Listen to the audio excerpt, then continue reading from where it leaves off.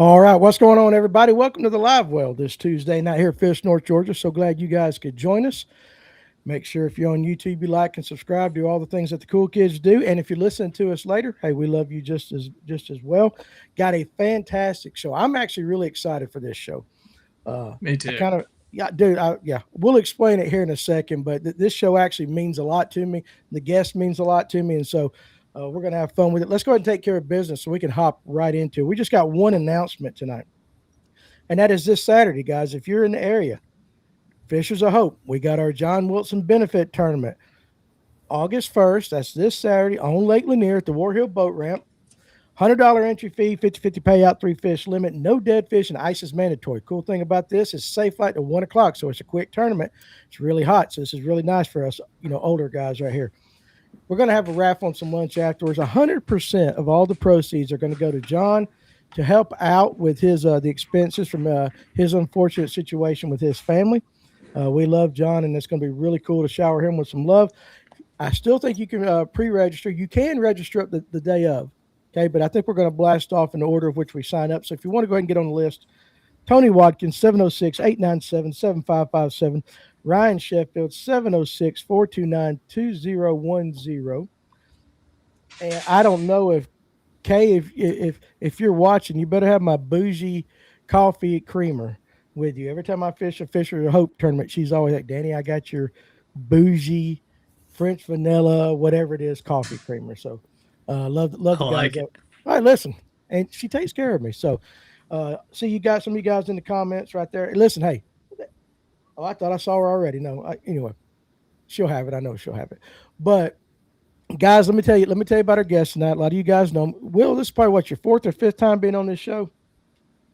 Yeah, it's been a Yeah, couple. you've been there. There she is, Kay Watkins. Kay, I told everybody, will you have my bougie coffee creamer at the tournament Saturday morning? I got you. There you go. Nice. It's great to have friends. It is absolutely fantastic. All right, guys. Look, Will has been on.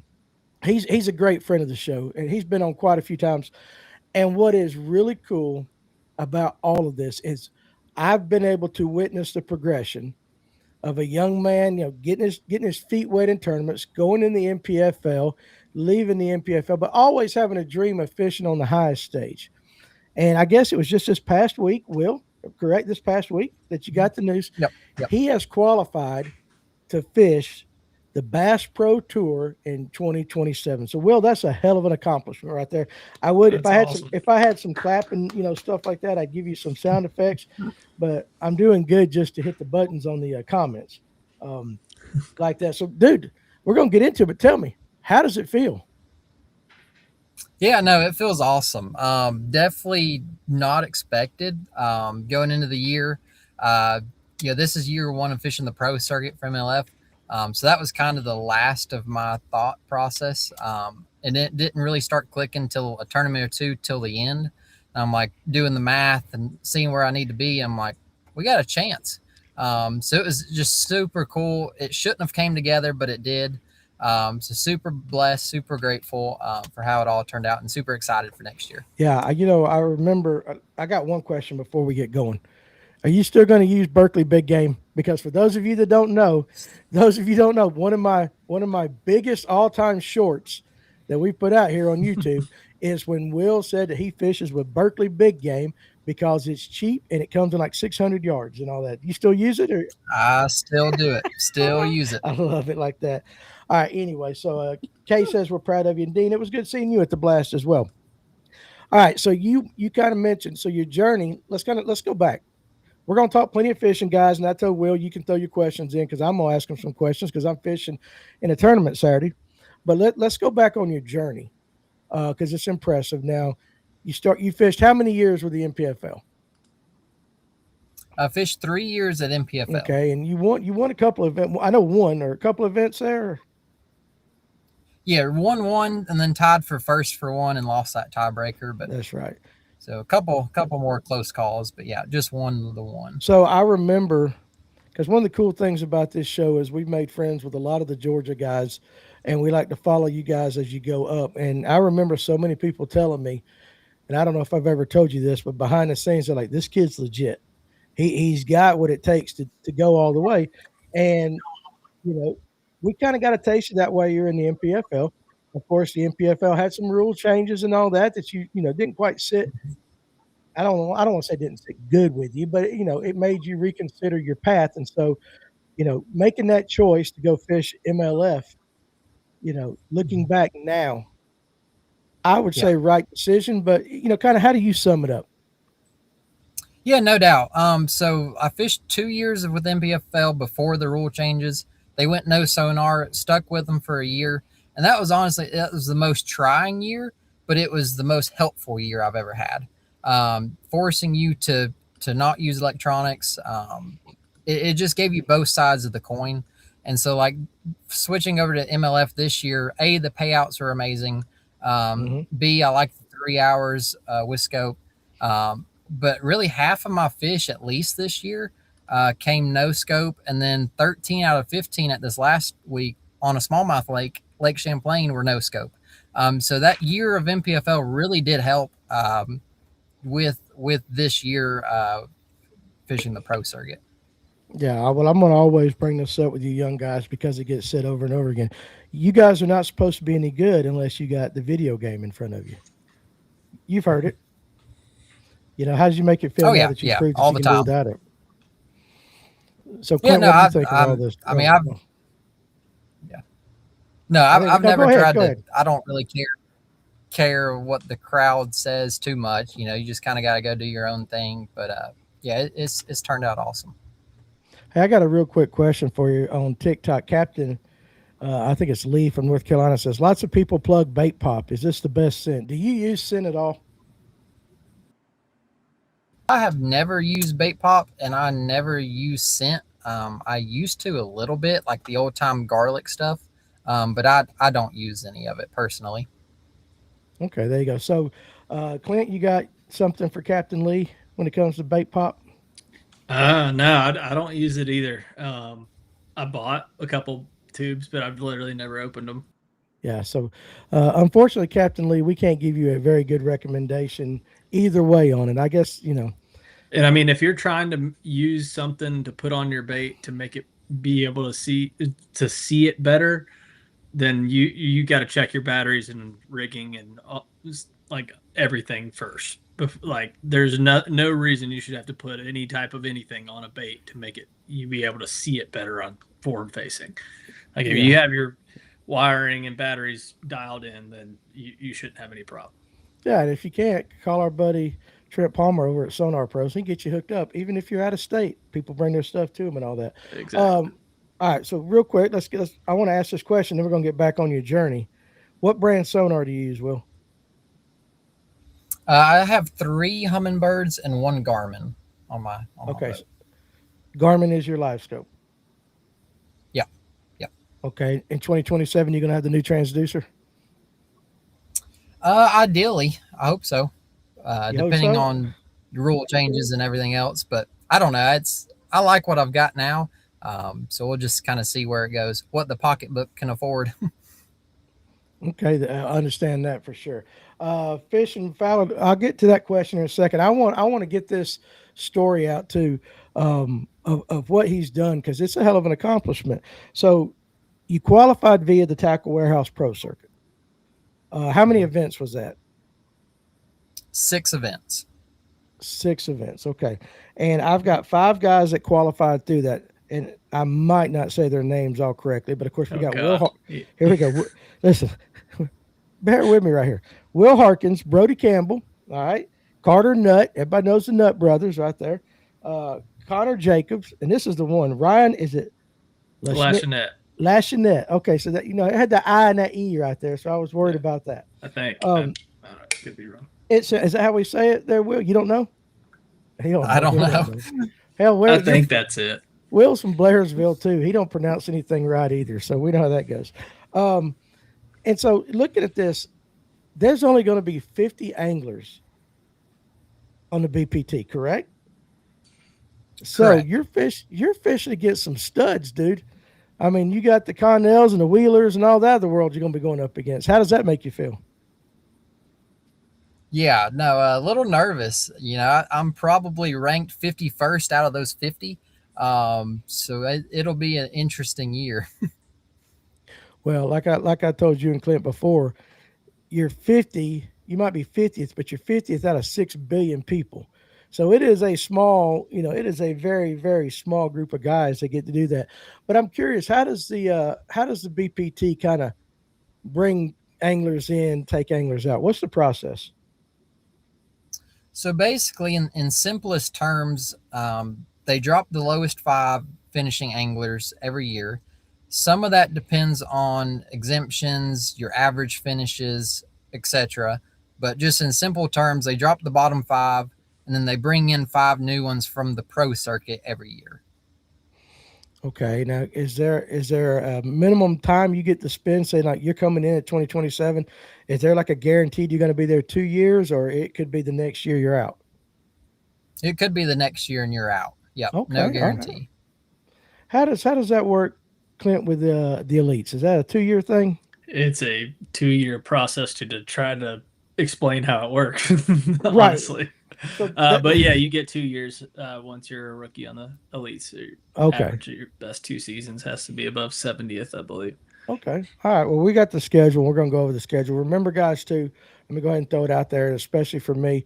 Will is already, since he's qualified and their schedule is out, he cannot receive any information on these lakes that we're going to talk about. So please, in the comment section, do not say, hey, throw this there, throw that there. Please don't do that because we do not want to get him in trouble before he's ever even got to fish his first event. We'll wait till he's on about event 5 or 6 to get him disqualified, and we'll go from there. But let's at least let him get started. Um, but Fishing with Fowler says, have watched Will for a couple of years. It seems he gets better and better every year. And that's the cool thing to me, Will. It's like we've watched you guys kind of make the step. And I told Will before too, and Clint knows this, we don't cover MLF probably near as much as we should. No, Correct? I now mean, we yeah. got more of a reason to. Well, that's what I'm saying. So like when Emil and Paul, and I love Drew Cook too, like that. But I watched the Georgia boys on the elites, and when the NPFL was going on, I watched friends of the show like Will and Robert Blesky and all them while they were competing and all that. And now we got to watch the MLF. We got to watch the MLF, the BPT, dude, and we're going to cover it because I want to see what my buddy Will's doing. Exactly. And so then that way I can text him, dude, good day today, like that, like I could do the other one. So I think that's what's cool about it though, and it's just watching the quality of anglers from Georgia. And we got another crop coming up behind them, but watching the quality of these young anglers from Georgia hitting at the highest levels, Clint. It's exciting. And like the thing is like you always want to see a story that didn't just start from the top, Like, I mean, he's worked his way up and it was awesome when he was at the NPFL, but then now he's got a whole new chapter, a whole new avenue. And it's exciting to see one of the hometown boys from Georgia go make it, dude. That's exciting. It is. Now, do we have any other, again, I've got to go learn. But Will, is there any other Georgia anglers in the BPT that you're To aware of off the my top of your head? knowledge, there's not another Georgia angler. I could be wrong, but I don't think so. Okay, Do all a right. quick GPT on that. Yeah, cheat for us. That artificial intelligence help you out quick. What's up, Tony? How you doing tonight, bud? Um, so, Will, do you remember? We've probably talked about it on episodes past. Can you remember the very first tournament you ever won at any level? I do. It was a Chatoog night tournament. Very first event I fished by myself. I was 16, out of a little aluminum tracker, and I can tell you exactly what I caught them on, where I caught them on. I think I had like 12 pounds or something, which I was blown away with. But yep, it was a Friday nighter. That was the first tournament I won, kind of solo. Yeah. Did you find it, Clint? Yes. Jared Littner and Joshua Weaver. Okay, so there is two. Uh, I always forget about Littner. I forget about him. But But I that's mean, still he's a that's cool. transplant, though. Isn't he from somewhere else? I I don't think know. he's So from California, maybe. Like California, I well, that's believe so. why. Yeah. That's why. Yeah. So Will is homegrown, He's true native. homegrown. He is a native. All that, and you know what, Will? I'm proud that we've gone 15 minutes. You ain't said sir to me yet. He's I'm dude. trying. he is like the one of the most polite kids out there. He always yes sir. And I'm like, I told him Clint before you hopped on back in the studio. I said, Will, we've known each other long enough now. You do not have to call me sir and everything. It What? gets to be a habit. Well, it's just he's It's a polite. good He's habit great. to have. That's how you're raised, man. It is exactly right. So, Will, you get comments, and you're going to get a bunch of them like this from Patricia. All you got to do is catch 100+ pounds every day. Every day. That's what it's going to Yeah, take. it's that easy. That easy. Have you thought about it though? Like, oh, how about this? Let me. Is you're thinking now that you're fishing the MLF format and all that, compared to the NPFL? When you go into a tournament, pre-tournament practice, all that stuff, has your mindset changed? Because you're not looking for the five biggest hardly anymore. Yeah, so with the pro circuit, we were still at the 5 fish format. So Mm-hmm. the BBT is where we make the change to every Yeah. fish, and it's definitely going to be a big learning curve. You're not worried about quality. You're not worried about where tournaments usually won. So your research from day one goes out the window, and it's just a total different shift. But I'm excited for it. You still I, got I to. feel like Oh, Chatooga's a good place to like really learn that catching a bunch of fish in a certain amount, like catching them outside of a bite window, that type of stuff. I feel like Chatooga's a good breeding ground for that. No it's a doubt, good. no It's doubt. a good lake. Well, since we Mhm. did that, let me go ahead and get Fishing's question right here. Since he asked it, and I've been making him wait. Heading to Chatoog this weekend on vacation. How would you fish it this time of year, Will? What would you be throwing on Chatoog if you were there? For me personally, it all depends on the day. If you get a cloudy, overcast day, I'm chunking a top water, a subsurface style bait, and I'm running and gunning all day. The water's been lower, so the largemouth have stayed offshore this year. So that's made for some really fun days. You got some really big fish feeding up. But if it's slick and sunny, those fish kind of slide out to the river channel. You can go minnow some, you can go sight fish some. So there, it just all kind of depends on the day. See, there you go. I mean, right there, the man knows that lake. Andy Anderson, you know Andy Will, old Brooks' dad. Oh yeah, yeah. Yeah, great guy there. Awesome job. Glad you made it in. Good luck next year. Thank And you. that's pretty cool. And like I said, that we got that up next crop coming in that I expect to see all you guys fishing at some level of that. But with only 50 anglers, it's going to change your rooming and all that too, right? Have you got any buddies you're going to try to, how does that work with those guys? Because you're new. Yeah, I don't. Yeah, no. Every year's been a little different, and that's kind of the behind the scenes parts you don't see is all the logistics that go into it, the travel, the pre practices, the guys you room with. So like at the BBT level, you can't even talk to other guys about fishing on that body of water. So it's everyone's kind of in their own court. So it definitely makes rooming interesting. I personally don't know anyone from the BBT, so we've got a pro am in a couple weeks, so I'll kind of meet and greet and have a crash course with all those guys. But yeah, so it's going to be a learning curve for sure, but we'll make it work. Did I understand you correctly? And you just said that even the guys on the BPT, you 50 guys, you cannot talk to each other about that certain lake. To my knowledge, reading the rules that we got yesterday, there are limitations to talking to other anglers within the. You can't give off certain baits, patterns, locations. They want everyone Bates. separate. They don't want a team going into it. I That's guess kind of so. wild. Yeah, it is. That's strict.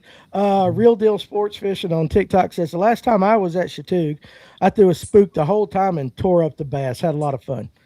Top water up there. I mean, it probably would work for sure. But yeah, Clint, hearing him say that, I'm sitting here thinking like, man, they got to be tight lipped, and some of them are buddies and all that. But That's stressful. How do they even stay together? I didn't. I had no idea. I don't. I don't. no, I'm about to start, but yeah, we're about to. But that is like the strictest rules that we've heard so far. that's wild. And how did them boys like Wheeler and Condell? Like, how do they do that? I don't know. That's crazy. So you like, I mean, Yeah. think about Drew Cook and Patrick Walters rooming together, eating their steaks, and if they were fishing under these Like you're rules, they looking can't at each talk. other's deck while you're both of your boats are. Yeah. Yeah, I don't know. that's different. So, Will, you're right. That's going to be a big time adjustment for Yep. sure. Yeah, no Uh, doubt. Do a lot of guys roll solo, or are there still plenty of houses of guys? Yeah, I don't with the BBT stuff. I'm new to. I have no idea how it all works. Yeah. So I'm trying to learn as y'all are learning. So I know there's several guys that do room together, but several of them are solo. Um, but I don't know. We're gonna find out together.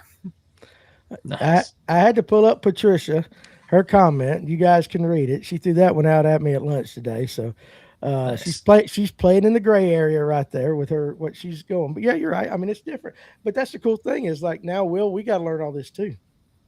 I mean, we really are behind on our MLF here at this show. Yeah, it's because I mean, the rules changed every year up until now, and who knows what they'll change next year. But we'll get the new rule book out, and we'll learn it together. We'll learn it together. So, and Will is going to inspire us to learn it. Oh Uh, yeah. Tony Watkins says, Will Harkins makes Blairsville proud, not only on the water, but also the way he is in all aspects. Good man and proud to call him my friend. There you go. And listen, he outpunted his coverage with his wife. He got him a wife that's far prettier than he deserves, and she's sweet as all get go. So he's doing good in life right now, guys. The guy is on a roll, and he might be one of the kind of guys you want to hang out with. You know what they say? You know, you want to keep the guys that are on the upward trajectory in your friend group. You guys better latch on to Will right now. We're You really got to blowing. surround yourself with people that are positive and better than you. You know. We're blowing a lot of smoke up your butt, Will, tonight. If you don't know that. Yeah, yeah. Let's It, move on. you know what? I said that because I'm up there now. Like, I know he's feeling uncomfortable with all this. What Because you're, rod do you throw a wacky rig on? hold on a second. Let me guess. Let me guess. You gonna throw it on an arc? Yes. Yep, yep. Okay. And I can't tell you which arc he throws it on, but I'm gonna guess he's throwing it on a 7.2 medium. Pretty close. 7 foot medium. Ah! I like the little shorter for skipping around. Okay, there you go. Nice. I was close. Are you gonna carry arc into the BPT? Have you had that discussion yet? We have not had those discussions yet. Nope, that's kind of end of year stuff. We will kind of work through all the logistics and the sponsors and see where everyone's at. Okay, and we're gonna move on. We're gonna get talking fishing, but I do have and we're gonna talk the lakes too. I want to kind of get your opinion on the lakes real quick, but that's something that you have to think about moving up in there and which sponsors are coming, which sponsors are not coming. Um, that process, when does it get started in full? I know you just kind of said end of the year, but you got to get on it and go, right? Yeah, yeah, no doubt. And I've kind of been on the phone the last couple of days trying to sort some of that up. So it starts now, basically. But I've always been like terrible at the business side of stuff. I just want to go fish. Mm-hmm. And so I'm kind of trying to learn a little better the whole business side to fishing. That's probably 75% of fishing is the business side, the relationships, the sponsors, and 25% of it's catching the fish. So it's definitely a huge shift. But it kind of starts all year. But especially now, the back half of the year, you've kind of got to get things rolling because you kick off first or second week of January, and it's here before you know it. Yeah, it's gonna come quick. And for those of you that can't tell, he's not. Well, you might not can tell this, but he's not in Blairsville, Georgia. Where are you tonight? I am in currently Messina, New York. Good Yeah. place to be. Well, he just Oh yeah, got. He yeah, just. He just. no. Was it Champlain? You just got through fishing. Yep, Or yep. what? Just got Yeah. done fishing Champlain, rolling over here. Actually jumping in the Toyota Thursday as a co-angler. So gonna go learn a little bit about St. Lawrence, I hope. There That's you go, smart. I like that move. That's cool. dude. He's up there. Listen, he's waxing on those smallmouth. I mean, that's where we need to be right now. We're here in Georgia, and he's up there getting a fish Dude, for us. I get to be up there here in a couple weeks. You want to ride with me, Danny? I don't know. We might need to talk about that. We Come might. on. We might do it. All right, real quick. Let's go over the schedule, and then, guys, I want you to bring your fishing questions because, listen, when I got somebody that knows what they're doing, we need to take advantage of it and pick his brain. But here's the schedule for next year. So your first event, and I want you to kind of, I'm gonna read it out where it's at, and I know you're excited for all of them, but kind of give me a feel, for your confidence level. and what you might know about this. So the first stage is I'm January going to 14th. preface it really quick. Sorry, I'm going to preface your schedule announcement by like saying my confidence level on about all of them is close to none. Not a huge fan of the schedule, but we're Okay. going to go wing it and have some fun though. But yeah, we All can go right. through event by event. Yeah, we're going to do it quick. I'm not going to spend a ton of time on it, but the St. Johns River in Florida. And have you fished it before? Yes, been there several times. January is never my favorite there, but Okay. All right. And then Clint, stage two. This is our buddy cranking and yanking. That's when they're on Caddo. And then, but it's a 4 day, it's like 2 days on Caddo and then 2 days on Cross Lake. Yeah. You yep, never never fished heard there, of have you? either one of those. Mm-mm. Oh, well, okay. Just Caddo's pretty. That's all I'm going to say. It's a very pretty lake. I think I could say pretty. Norris Lake, Tennessee. Yep, That's the never been third there. event. Never been there. There you go. All right. How about the Toledo Bend? Never been there. That's in Texas. And then Champlain. You've been Yes, to looking Champlain. forward to that one out of all of them. That'll be like almost ice fishing that time of year, but it'll be Yeah. awesome. And then you got then Pickwick after that. Yep. Know a Yeah, little he bit is. about it, but it's always kind of been a tricky one. And then the Pascatank. Like he is not excited at all about this, Clint. He is not lying. What I do you mean, think? it's Yeah, just rough it's a schedule. new experience. And like you're all over the place. I mean, they are taking you all over the map. Florida, Yep. Louisiana, Tennessee, Texas. Then they've got the Red Crest, which is in Alabama on Logan Martin. Then to New York. Then the heavy hitters. They take a break for the heavy hitters, and that's in Kentucky. And then they're back in Tennessee and North Carolina. That's So 40,000 miles it's a lot of on your driving for vehicle sure. at that point. Yeah. It is. So all Are right. you going So to pre-practice any of them, or can you, or how does that work? As to my knowledge, I can. I need to look closer and see when all those cutoffs are, but the plan is to practice pretty much nearly all of them if I can make it work. But we'll just see how the schedules line up. there you go. I mean, that again, congratulations, number one, for making it. I'm proud of you, dude. I think that's a hell of an accomplishment, and you've put your head down and you grinded, and look where it got you now. You have a chance to go fish against some of the best anglers that have ever lived. I mean, honestly, in the bass, I mean, Wheeler and Connell. I mean, that's some studs. I know there's a lot of other ones, but those are the names that really, you know. I guess Defoe, he fishes it, right? Yeah. Yeah. So I Think so. mean, Yep. Yep. congratulations, dude. I mean, are you looking forward to any of those anglers that you know of? Is there one that you haven't met? You're looking forward to meeting?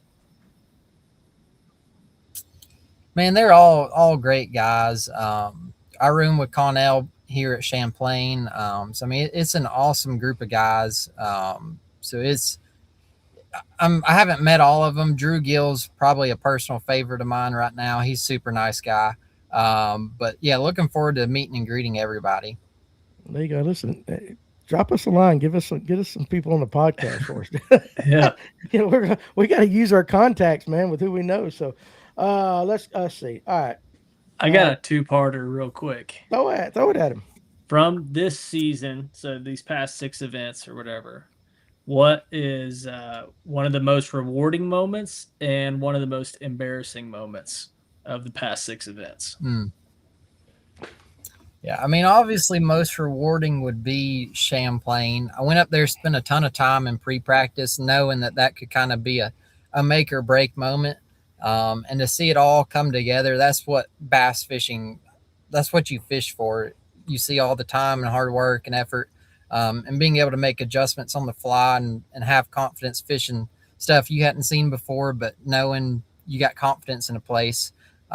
So that was, to me, the most rewarding moment was seeing Champlain come together, how it did.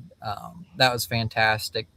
Most embarrassing moment, got a lot of embarrassments. I feel like I'll give you 2 here. On Douglas Lake, I was on camera I was catching my fish on a quakey fish skipping docks, and like horrendous skipper. So I got hung up and broke off. I don't know how many of those little stupid urchin things on ropes and docks and everything. So it was quite embarrassing to do that on camera. Um, because I'm not very good. I feel like, so it was kind of like, yep, it worked out, but it was kind of like, man, come on, Will. And Um, you got to think too. Like we always think about, like, oh, it's kind of like skipping a jig, right? But when you're skipping an urchin, it doesn't, like a jig skips up under there and then falls, right? But like with the urchin, it's kind of got some hang time to hang into some more stuff. So it's not all you. I'm just saying, like I have noticed that I've hung up a lot more on What? ropes and cables and up under a dock because a jig has an immediate fall, whereas a koi key with all the appendages has so much hang time. It bounces. Yeah, it is crazy how good it does actually skip though, considering all the tentacles on it. Okay. All right. So that was one. What was the other one? yeah, probably Santee Cooper. Um, that was pretty bad. We had a major fog delay, and it wasn't like a no one else realized what I did, but I realized what I did moment. Um, we had like, I don't know, 4 hours of fishing time, and this is really what could have derailed the season. I decided to run like an hour and a half. It was probably like an hour and 10 minutes, but it felt like forever down both lakes to the very end, and I had like an hour of fishing time, and the fish were gone, and I just like had a little breakdown moment, like what am I doing here, and so definitely that was the lowest point of the season for me. Um, but it was pretty, to me, it was embarrassing because I'm like, I've been here a bunch. I pre-practice. I should know something. But sometimes fishing just doesn't work out that way. So that was probably the low moment of the year for Yeah, me. I get that. Now I want to ask you this, just because you're talking about you just made that run, and this is nothing to do like with the NPFL, but everybody knows about that lock situation. What I'm wanting to know is what goes through your mind on making like a run through that? Like, I know I got to lock into this other lake, or I know I got to drive all the way up here for just that short window. I mean, when you weigh the risk versus the reward, what goes through your mind making that decision? Yeah, so for me, I base everything I do pretty much on percentages. So what are my odds of being able to make it through the lock, make the run, catch the fish, make it through? Because I've been locked out before. Hmm. And used to, I'd take some of those risks and just do it. But I've learned that most of the times that doesn't work out. So when you're shooting for something like an AOI or points are important, always take the more guaranteed route, the less risky route. So like I got locked out on the Mississippi River up in pool. I was running a pool 7, pool 9, and then we launched in pool 8 and got locked out, missed weigh in.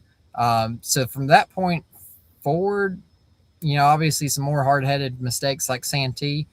Always take the closer, safer bet because at the end of the season, those moments add up, um, and kind of you'll be surprised where you're at when you're not swinging for the fences all the time. Yeah, that makes sense. That makes sense because I mean you got to be consistent in that AOI and all that. And one bad event can really absolutely ruin that for sure. Tony said that hey, he reached out to Connell this week to be on the show on his Monday night show. Hook a brother up. Tony, I'm gonna get Connell for you, dude. No, I'm just kidding. If you can get him for Tony, get him for Tony.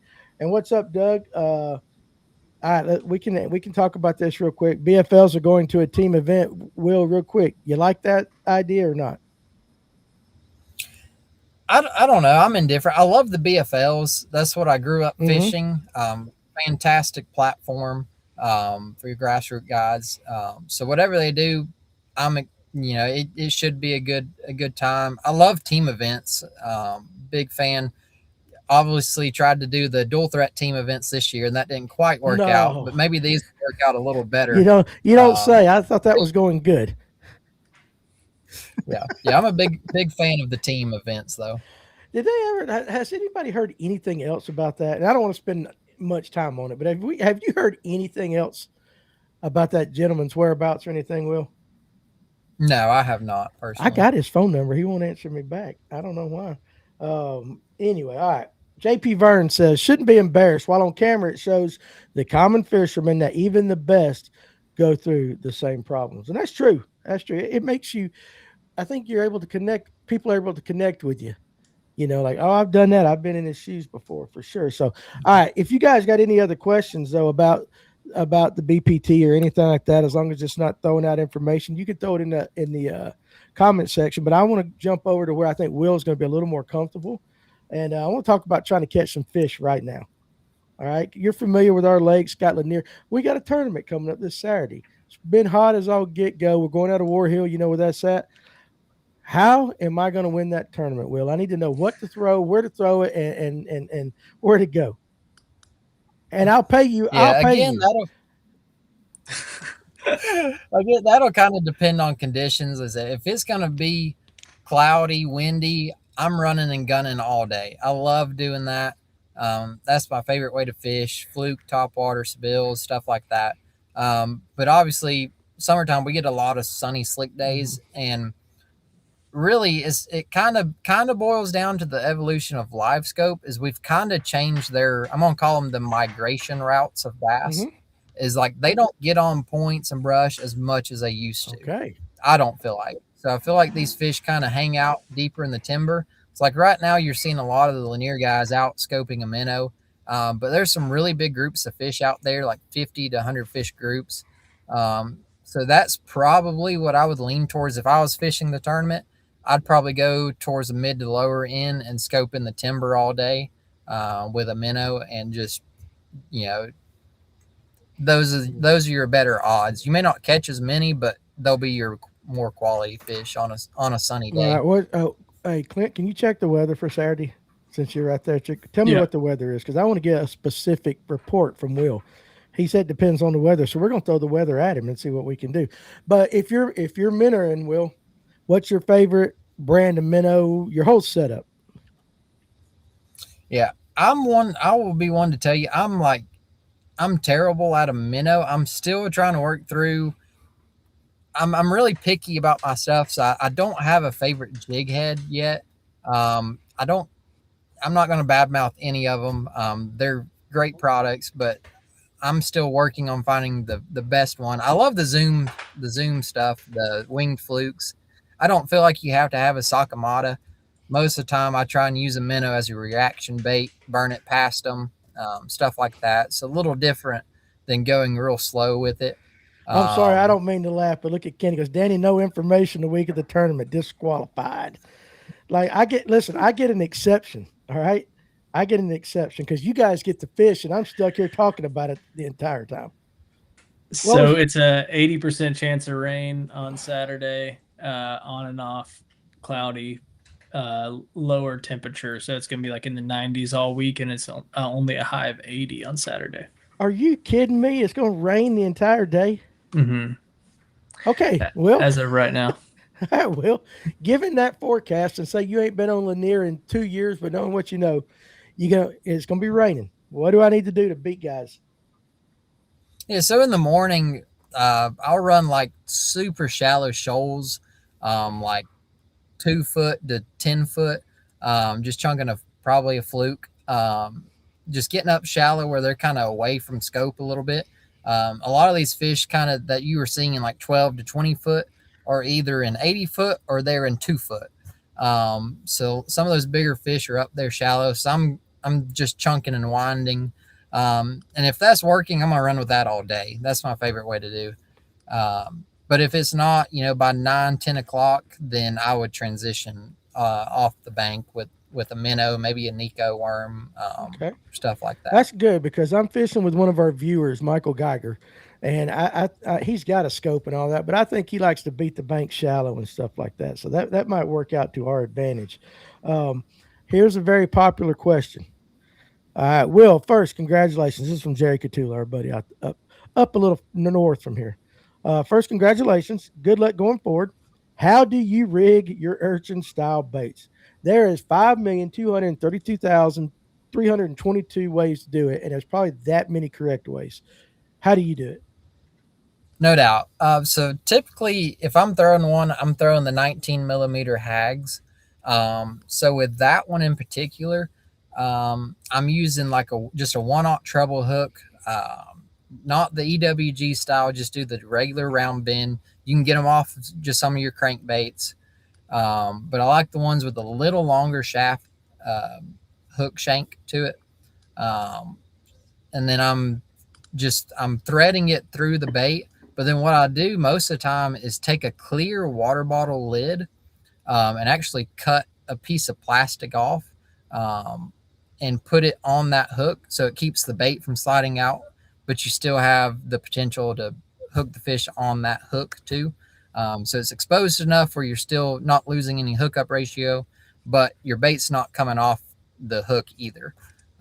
So then I throw usually like a 3/64 ounce Nico weight in there. Sometimes if they're deeper, I bump to like an eighth maybe, but most of the time like a 16th or a 3/64, somewhere in there. But another thing I've started to do is actually wrap the hook shank in, like a lead strip, and that becomes your weight.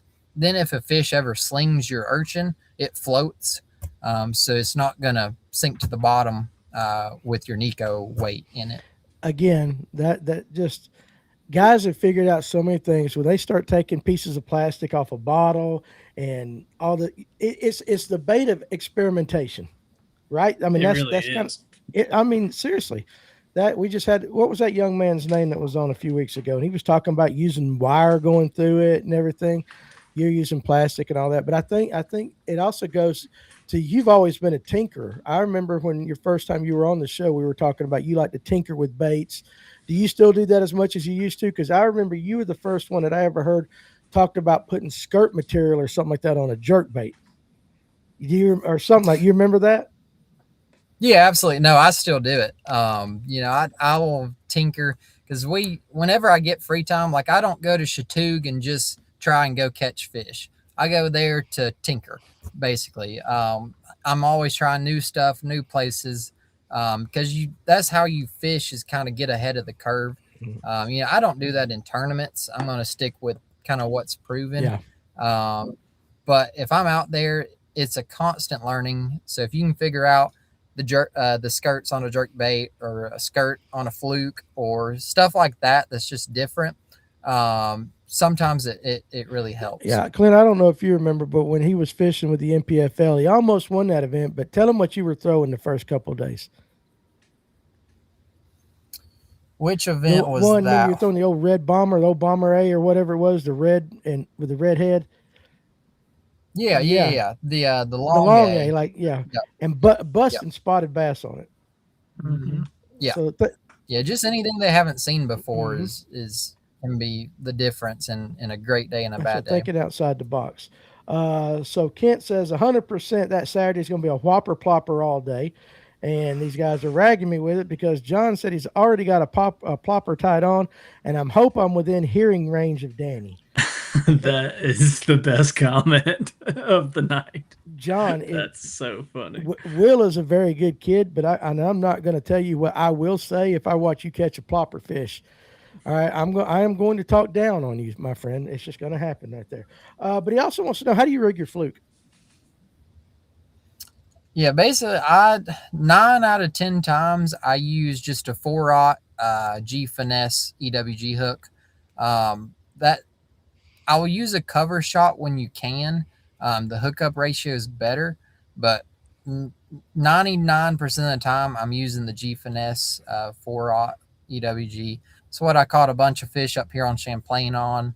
I'm like, if I had to pick one bait for myself to always use and that I'm best at, it's a fluke. And so that's just what I have found to be the most consistent is the G finesse. Do you find okay? Let me we can you can use Champlain as an example, but let's use Lanier and Chateau. Are you more aggressive with your fluke as far as the way you work it, or how do you start off? So much depends on the day. And certain schools of fish will like it different ways. So start off, I'm always aggressive with it. Um, sometimes they want it slow. Sometimes they want it burned as fast as you can. And a lot of times, actually, sometimes they just like it to be killed. Just let it slow sink to the bottom, they'll eat it.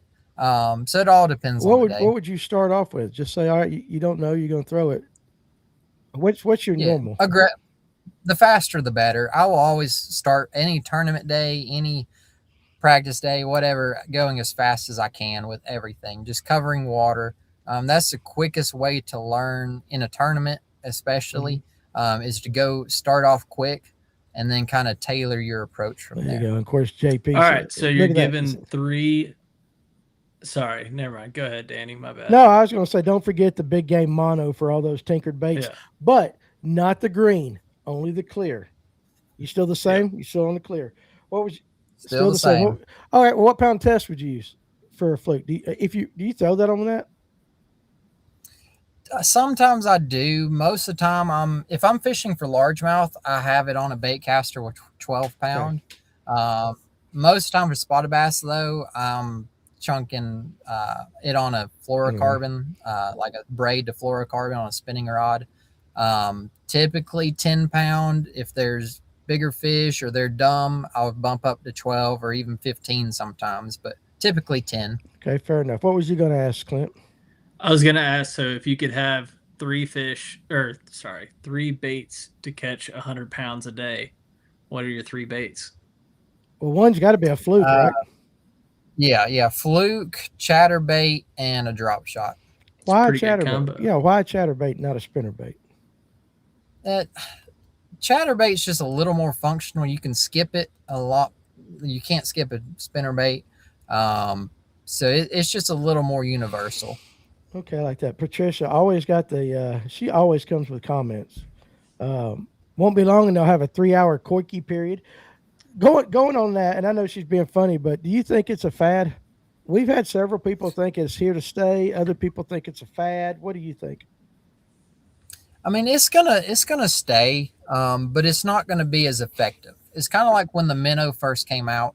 You know, everyone went on a minnow craze. Every fish you saw bit it, but they've come accustomed to it. Same thing with the Quake. It's gonna stay, but it'll become very limited in what it will do. It's not a bait that you can fish really year round all the time. It's a very specific bait to use in specific times. So it's here to say. Yes, it's awesome, but like all these fish, they're going to get used to it here in the next year or two. How much of your time do you spend just 100% of the time in a tournament, your most recent tournament? How much time was spent throwing the urchin style bait? 0. See, guys, it can be done. It can be done. All right. For the entire year, percentage of time you might have thrown an urchin bait. I caught fish on it 2 days out of the 6 tournaments. I fished 17 of the 18 days. Only 2 days of that I spent any time throwing an urchin bait. Is that just because you feel like your strengths are in other areas, or you just don't feel confident with the urchin? No, I mean, every tournament has its different ways the fish set up. And so they're not always going to be under docks where you can go throw a quickie at them. They're not always going to be sitting shallow. So you've got to be versatile. It's not a do everything bait.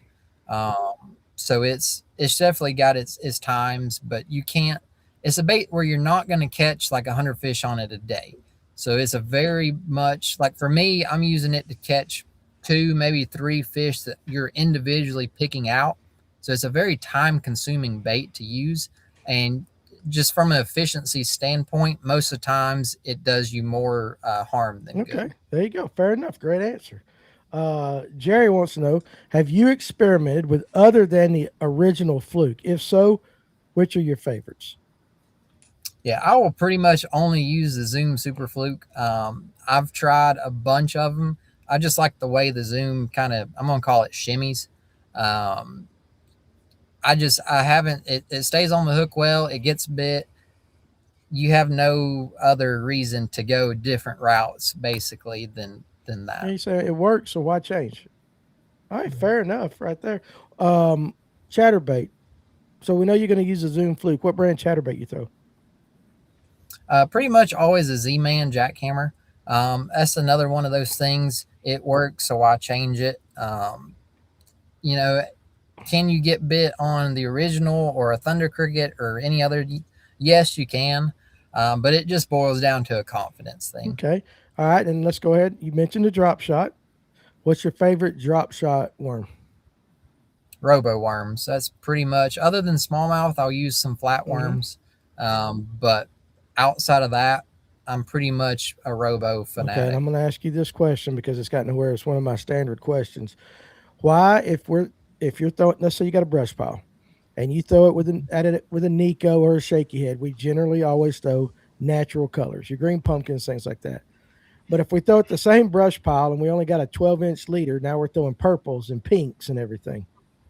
Why do we do that? Yeah, it just shows them something different, is all. Sometimes, like, I will pretty much, if I'm starting off at a place, it's always with a pink style worm, whether it's Aaron's Morning Dawn, anything like that. And especially for largemouth, the pinks seems to work really well in most cases. Um, I'll even go neon green sometimes on the worm. It shows them something different at the end of the day. But really around here for spotted bass, I don't use a drop shot much due to the quality you catch. But you go outside of our area, and a drop shot actually catches some really, really good quality. Yeah, now, Clint, I've heard people say that before, especially on like largemouth lakes. Yep, Yeah, for sure. Like you go to Murray, you can catch some 7 pounders on or whatever. It's not on y'all schedule, right? Sorry, I was just no, no, no, Murray, No, no. okay. no. I just like felt myself saying it, and I was like, wait a minute, let me check on that. See, it was you this time, my man, not me. Yeah, I know. But like thinking about like Lake Murray or somewhere in Texas or whatever, like you can catch bigs on a drop shot. But I swear around here, like I don't know, what's the biggest fish you've caught on a drop shot around here versus somewhere else? I did catch a 9 1/4 on Chatoog on a drop shot. Okay, no, Um, no be. so that was a nice one. Yeah, But I'll throw it a lot at night around here. yeah. I rarely pick it up during the day. Really, Mhm. nighttime drop shot fishing. Because like Clint, everybody's been talking about night fishing here lately, where they're pulling a big O, you know, mag worm or something like that. You know, going Hmm. big and bulky, and he's pulling out the drop shot. What got you into throwing a drop shot at night, Will? So at nighttime, I like to target like individual small targets where a fish or two might sit. I'm not going out dragging a big point or anything, and so I can just I can feel my way a little better around whether it's a little rock pile, a stump. And I feel like if a fish is there, it's going to bite a drop shot 90% of the time. So it's just targeting individual fish. Messick was just on with Tony last night talking about night fishing. He goes, "Shh, like don't tell nobody about that." So, but I mean, in all honesty, like Will, when we do those shows, all right, you're gonna have your standard big single blade Colorado thumper that everybody throws, or somebody will be throwing a deep diving crankbait that they can, dig into the bottom, or they're throwing a big jig or a big worm. It's only here recently, and you might be the second or third person I've heard throwing a drop shot at night. So I think that's saying something. Um, Vern wants to know: does the weight style, round, slim, thin, etc., make a difference while drop shotting? And I was actually sitting there thinking, I was going to ask, do you use just regular old lead or do you use tungsten? I use just lead. It's a lot cheaper to get hung up. Yeah, no doubt about that. Well, does the shape matter? So what I always look at the hookup ratio when I'm talking soft plastics. And so for me, like the slimmer 6 inch is what I pretty much stick with all the time. Sometimes the fatter on those small drop shot hook actually hurts your hookup ratio. So I will pretty much always start with a 6 inch, just regular slim style robo worm on my drop shot stuff. Okay, listen. Now listen, I'm gonna pull this next comment up, and I'm not gonna lie to you because I put that picture on today, and I thought the same thing myself. Okay, question from mom. Ask Will why he wasn't wearing khakis like the other four qualifiers on stage the final day. That should have been his most embarrassing moment. And she's smiling, love you, son. I'm not gonna lie though, Will. I thought that too. I was like, they're all wearing khakis and everything. And there's old Will. He's in his shorts, just smiling his head off like that. So, are you anti khaki pants, Will? I am anti khaki pants. I hate khakis. Yeah, I'm not a khaki fan. So I saw that after the fact. I'm like, man, I'm not as professional as these guys are. Yeah, they belong No, here. no, no, no. I'm just kind of the oddball out No, here. I didn't think that. I was just thinking like, yeah, you did stand out because you're the only one in shorts. I didn't think about it as far as the professionalism of it or anything like that. Listen, blaze your own path, son. If shorts is what you like and you don't like khakis, then you don't wear khakis. So Yep, but yep. mom, you raised a good kid. So, but that is funny because I thought about that. Um, Now, Messick, back to you drop shotting at night. Oh, he was talking about a drop shot. Will you run lights and gun lights with it and everything?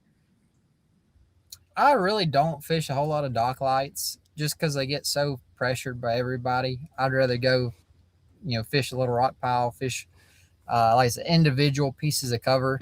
Um, your percentages of a big fish being on the smaller pieces of cover and biting are a lot higher than they always biting on dock lights that everyone fishes every other I night. agree with that. That makes a lot of sense. It is high pressure. And Clint, right here, oh Jerry, our buddy, here on Murray, a drop shot will get you a 1 pounder to an 8 pounder. They just bite it. So it's 100%. what's your biggest drop shot fish, Clint? I bet it ain't no nine Probably pounder. It ain't no nine. no, no, not. Well, caught some catfish on a drop shot that, that really broke in a drop shot rod, but I would say like a 4 3/4 pound spot probably Yeah. is And all. generally, when you do the here on Lanier like that, that's a great fish on a drop shot. But the reality is, you're going to go through a bunch of twos, two and a halves. I don't know what Yeah, it's like on the other lakes, but I imagine probably about the same. Will like if we're on Chattooga, there's always that possibility of a big one, but you're going to catch a bunch of dinks, which is why a lot of guides will throw a drop shot for clients that want to catch fish. Interesting take right here, Vern. Again, my favorite night bait is a tube with a glass bead ticking the tungsten weight. Do you throw tubes any at all? I did this last week, but I don't down south at all. My Mainly for one reason, my uncle is a huge tube fan, and it just makes me so mad when he brings it up and throw a tube, do this with a tube. It's just for me, it's just a annoyance thing, so I don't throw it. I listen. nice. Hey, I get it. It is nice right there for sure. Well, we had a buddy, Colin Steele. When he's from up north and he moved down here. I remember the first time he walked into the shop. He goes, "Where are your tubes?" And I'm like, "What do you mean?" They said nobody throws tubes hardly around here, but apparently it's making a little bit of a comeback because I hear more people talking about it. Um, Jeff says my PB 6 pound smallmouth was caught on a drop shot at night. There you go. We might start a new trend around here. Clint, what do you think of this so far? The things that he's saying. I mean, I think it's good. It's all of the. I mean, it's he grew up where we grew up fishing, so like that makes it relatable. But like, so when you think about that, where like you're fishing all kinds of outlandish places next year. So like, what are you gonna do between now and then to get ready for that?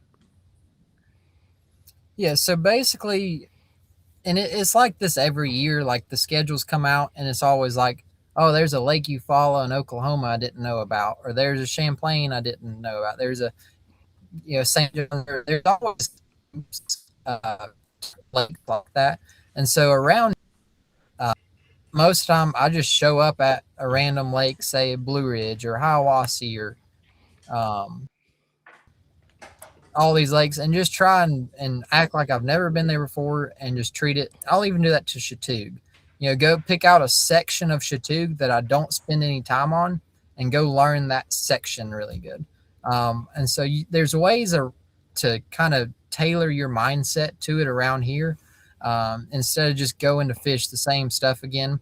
And that's why, like on Chattooga, I like to tinker a bunch, tinker in new places. Because it's always a learning game, and if you just stick with the same thing over and over day after day, you're not gonna improve at all.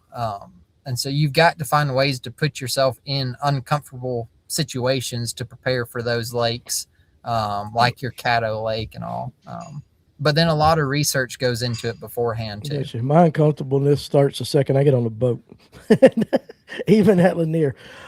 Messick wants to know, what's the hardest thing about making it to the BPT besides the constant competition? Oh, that's tough. Probably the business side of things. Like I was telling them, it's fishing industry 75% business, 25% fishing. Mm-hmm.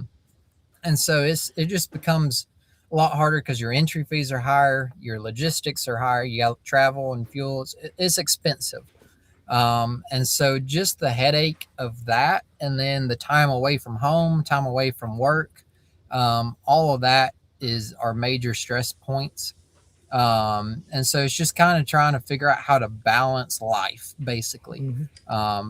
Because like for me, I can't go fish the BBT without having a day job back home. So I still work. I'm a general contractor, so I do that when I'm home, and that pays the bills. Fishing always isn't glamorous. I'm in a truck right now in New York. We're camping in a tent this week, so there's a lot of behind the scenes stuff that it looks great on paper and on social media, but behind the scenes it's tough. And then on top of that, you still got to catch fish and compete against these guys who have been doing it forever. So there's a lot to it. He's glamping. He is. He really is. That picture, the one you had your boat pulled up to, like a teepee kind of looking thing. Yep. Like I've never glamped before. So my wife's, her idea of camping is a hotel. I mean, that's about as rough as she's going to get it. She ain't, but it looked nice. How about big glide baits? Because we're never going to have an episode where Jeff doesn't bring it up. Will you throw any big glide baits? Did you throw any this year, and will you throw any next year? I did not throw any this year. I will not throw any next year. Just for me, it's strictly an efficiency thing. You can throw it all day. You may get a bite on it. You may get 3 bites on it, but you don't know. So I'm going to stick with what works. You've got guys who will blow a tournament out of the water once a year on a glide bait, and you've got some giant fish that'll eat it. I'll throw it when I'm not in a tournament, but from a tournament's perspective, it's not a great bait to always throw in a tournament setting. Makes sense for sure. Lately, it seems like a lot of anglers from Georgia are doing very well on the national tours. What do you guys attribute that to? They watch Fish North Georgia. Exactly. Yeah, exactly. Man, I don't know. It's a lot of it's the number of lakes around us and the number of different lakes. You can go south to Sinclair, Oconee. Those are totally different than a Lanier and Allatoona. You come up to Notley and Chattooga, total opposites. So you've got a lot of different fisheries here. And then on the same side of that, they're super pressured. And so like for us down here, and you could see that going up north this week, we're so used for fishing for such smart fish. And then you go up to places where they're a lot dumber.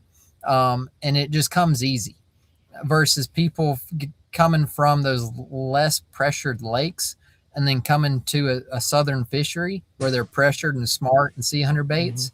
It's a learning curve. And so I think there's two parts to that. So what he is saying is, just like with the people, Yankee fish are not as smart as us southern guys, right? I mean, that's what you're saying. That's pretty much what he said. Yeah, something like that. Something like that. Now, Burns says Georgia boys have to work hard to catch good fish and have learned to adapt better to weather and water changes. My toes. And somebody's painting their toes. Is that your woman there, Clint? Yeah. Is she painting your toes or her toes? She's painting my toes right now.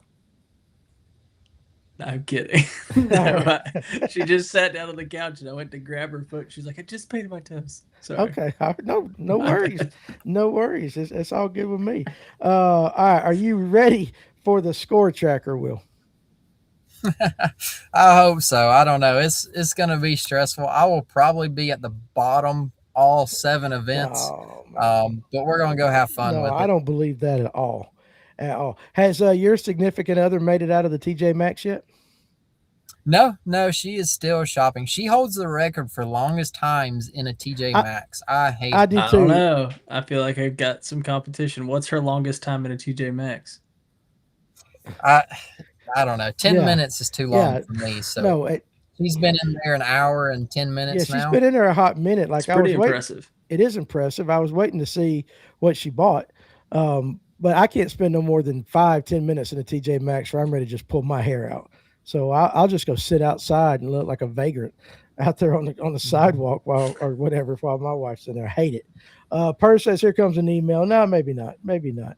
Uh, so and John says, "Okay, Sinclair is my home, so I'll hammer him on the near right." Well, we'll see. It's a little different.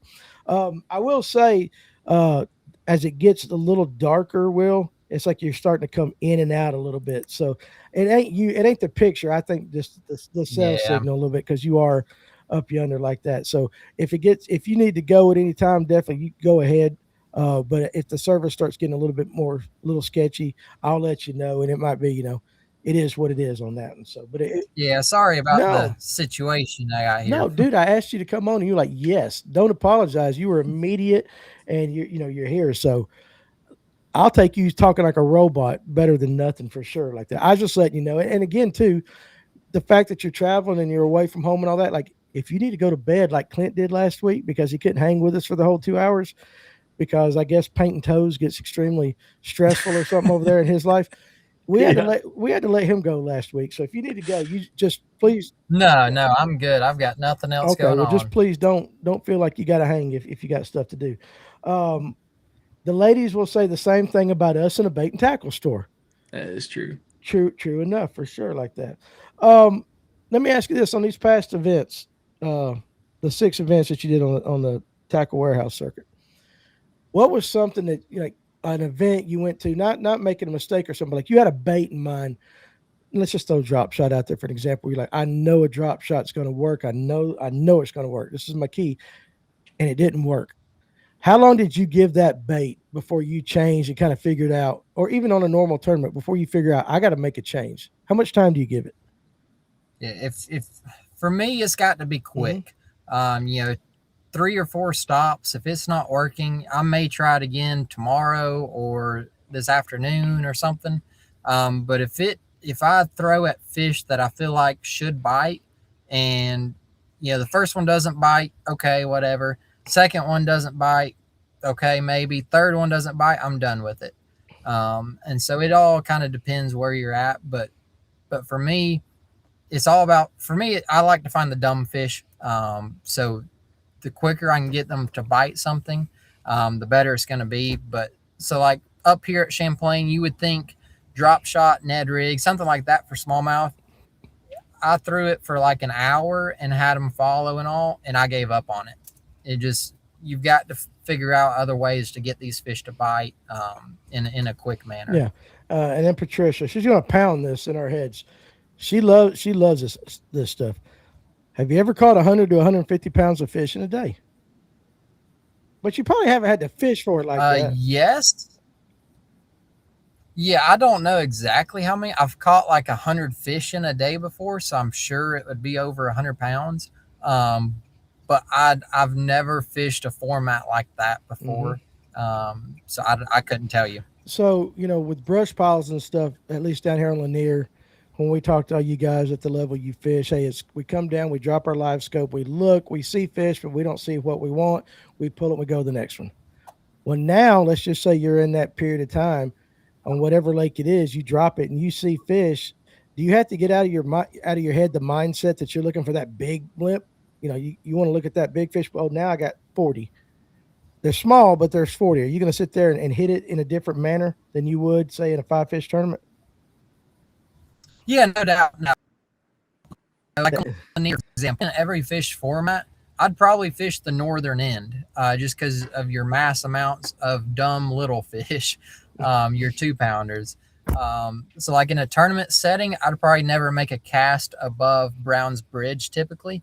But in an MLF style event, I probably wouldn't make a cast below Brown's Bridge. So it's all different, for What do you sure. think about that, Clint? That's the first time I've I heard agree. anybody I say mean, that. I completely agree with that statement because I never fish above Brown's Bridge because I'm always trying to at least catch one decent fish on linear.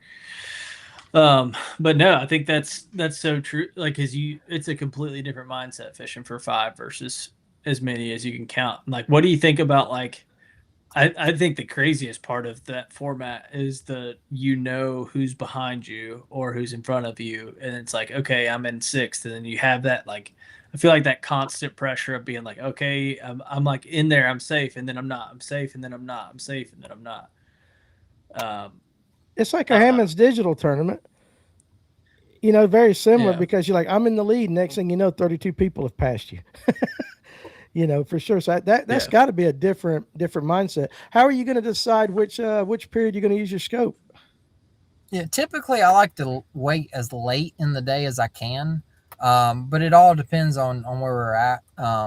So like for me, A, it gives you something to look forward to, Hmm. and then B, it kind of gives you a chance to catch up, kind of see where the playing field's at, and then like for this year, for me, I'd say out of the 6 events, 5 of them I used midday or later, just because it takes most of the guys will use it in the morning, and then in the evenings, that's all that pressure is off those fish. They have a chance to reset, and they're ready to bite again, and you don't have the pressure that's out there. Everyone's at that point beating the bank, which you've already caught those bank fish in the morning while everyone was out offshore. So there's definitely some strategy to it, but it all depends on where you're at. Do you have to declare before the day which period, or can With the you just BB make it? Yeah. with the BBT, I think so. Okay. You have to declare, or I don't know if it's before or on the water. But like for us, the pro circuit this year, it was whenever you wanted to do it during the day, you could flip your box on, and then your Mm, timer started for your 3 hours. okay. But it's different in the BPT. Hmm. Okay. All right. There you go. Interesting. And that's going to be part of the fun of watching you to see, that little strategy play out. Fishy got drip 78. What a name. If y'all, okay, Clint, so you get to answer this too. If y'all could use one night bait with or without live scope for the rest of your life, what would you use? Now, Will, you being the guest, you get to take a shot at that first. One bait with or without live scope for the rest of your life at night. Around here, I'm still going to stick with my drop shot. I just feel like if there's a fish on a particular piece of structure, it's going to bite a drop shot 9 out of 10 times. For me, that's what I use. It's not, you can't go down the bank and throw it. So it would definitely have to be at individual targets. Um, but for me, it's a drop shot. All right, what about you, Clint? I'd probably still go with my 8XD. Big crankbait? Yeah. I'm just going to thinking because I fish a lot smaller lakes and all that, a buzz bait. Like, I mean, because I could do farm ponds and all that too. So probably not the one that would catch the most fish, but I just love when a buzz bait gets blowed up after dark. Doesn't happen often, but when it does, it is a racket. Since now you've made it to the BPT, and it doesn't matter that you're a rookie, you need to go tell the powers that be that they need to come to Lanier. All right, because No, Patricia says so, and she's in South Carolina. She wants them to come to Lanier. When you practice for an all fish count tournament, do you just go find the numbers and mark them, or do you try to catch a lot in one place? How do you determine how you're going to fish so it? once again, it kind of depends on where you're at and what you can do to make your day most efficient. So, like, let's say you're on a largemouth lake, like an Oconee, a Sinclair. I'm gonna try and find just a creek or an area, and just put the trolling motor down and fish it. You don't have a lot of time to run around. You can waste a lot of time doing that. Something like a Lanier, I'm going to mark as many groups of fish as I can. Hmm. Like I said, I'd probably be on the northern end. So I'm going to mark as many places with dumb fish as I could and try and catch 2 or 3 out of a group and then leave them, and rotate groups within, say, 5 miles. Once again, you can't go fish 3 groups on the north end and then run down south and fish 3 more groups. Right. You've got to find an area, just to maximize your time on the water. All right, let me ask you this: of all the other lakes that you fish, one thing about Lanier, even though you can find fish in a specific area, we always talk about how much they do move because the bait moves. So, what you just described, is that more effective on other lakes than it is Lanier or a Heron style lake where they're following the bait? Or have you found they're pretty much going to be in a certain area regardless? Yeah, so let's take Lanier for the example. Yeah. Like when I'm talking like an area, I'm talking about let's like the south end. So say like you've got 6 mile, uh, 4 mile young deer, and I may even slide over like Shoal Creek. So like that's what I would consider an area because certain creeks will fire each day. Like 6 mile, they may be biting where in young deer they're not. So you've got to when I'm talking area, it's not like one particular creek necessarily. Gotcha. But now let's like take Eufaula, Oklahoma, for example. I may stick to one creek, like that's the size of say 6 mile, and just take because you're not going to find groups of fish. You're going to find individual fish that are kind of spread out. So that's when keeping the trolling motor on high and just chunking and winding is the most efficient way. But like on Lanier, I would jump around to each of those creeks until I figure out which one's firing and then stay in it. Okay, fair enough. Fair enough. Are you fishing this weekend, Clint? Yep, me and Father Time. Oh, that's right. You're with Thornton. Oh yeah. Oh, y'all gonna have some fun with that for sure. Now Ryan is actually watching on TikTok. Ryan, yes, I see you out there. I'm just gonna let you Yes. know that Will has already given me the secret formula on how to beat you this coming up Saturday. He guaranteed it would happen. So Will, it's on you now, Will, if it don't happen. But no, I get what you're saying because when you were saying scanning, I really in my mind wasn't thinking of areas like an entire creek. I was thinking like in a specific spot because those fish move. So that makes a lot more sense to me when you say an area. It's encompassing a much larger area. How much how much of your side scan do you use on a given day in a tournament? In a tournament, zero. Zero in a tournament. Zero in a tournament. And really outside of that, it's got to be when I'm looking for something specific. Like I'm not going to look for fish on side scan typically.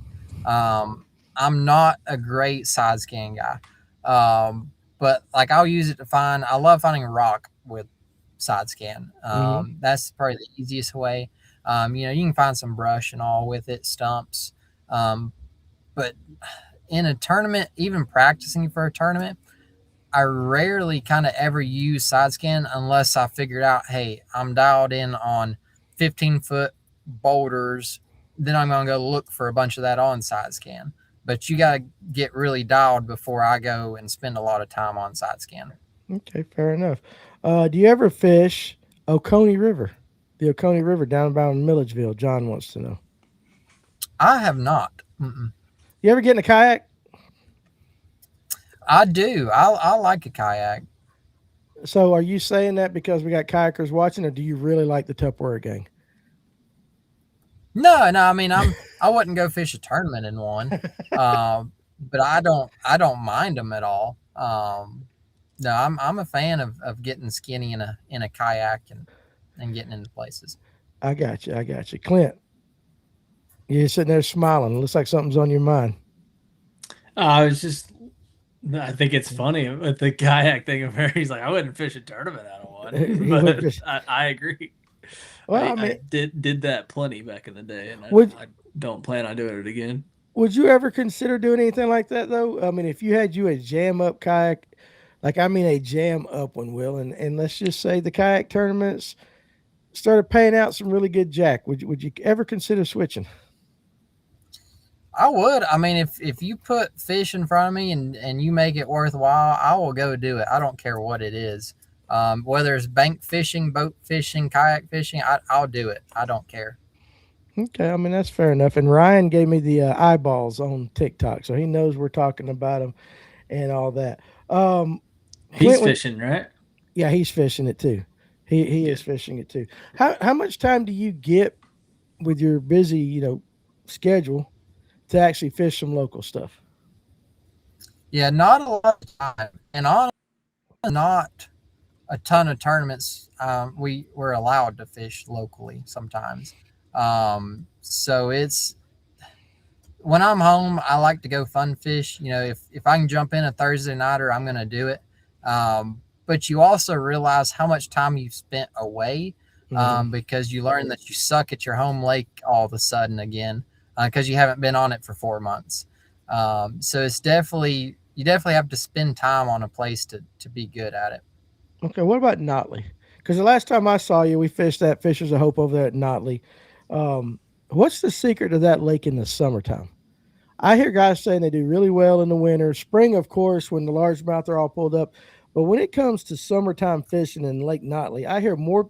It basically becomes Carter's Lake for a lot of guys. You know what I'm saying? Because Carter's gets really tough if you're not dialed in. What is it about Notley in the summertime that's so tough for guys? For me, summertime on Notley is like the easiest time of year. You know, I Okay. know roughly what I'm going to catch in a tournament, and I know how I'm going to do it. It's just the little nuances. Just forget about the largemouth, forget about running up rivers and all that, and just that they don't get out on bait, but they do get on certain structure. So I mean, it's all just a learning curve. It's not what you typically think. Like you can't go to Chatoog and do the same thing you go to Notley and do it. But if when you figure it out, Notley becomes a really fun lake in the summer. Did you follow that answer there, Clint? He basically is like, I got it figured out, but I'm not going to let you know on all those nuances. Right? Did you catch that, Clint? Yeah, yeah. I mean, he's not supposed to. He's not.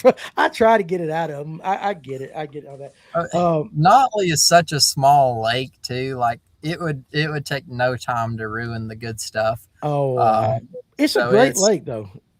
it is. Yeah, It's a I'm a great big lake. fan. Our buddy in Pennsylvania, Robert, says that SFT has one coming up in August. Still spots open. Susquehanna Fishing Tackle in Columbia, Pennsylvania. 150 entries, free rod with the buy-in, 18K in prizes, 1 day event, 10K for the winner.